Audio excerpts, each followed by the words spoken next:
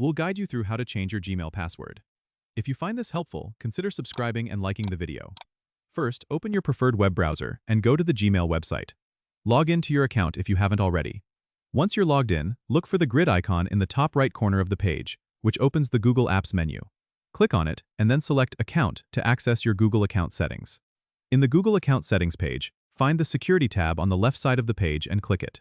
Under the Signing into Google section, you'll see an option for password. Click on Password, and you will be prompted to enter your current password to verify your identity. After entering your current password, you'll be directed to the Change Password page. Here, you need to enter your new password. Make sure it's a strong one, combining letters, numbers, and special characters for added security. Re-enter the new password to confirm it, and then click Change Password. You should see a confirmation message that your password has been updated successfully. If you have trouble remembering passwords, consider using a password manager.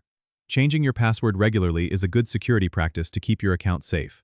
And there you have it. Your Gmail password is now updated. Don't forget to subscribe and comment if this helped you out.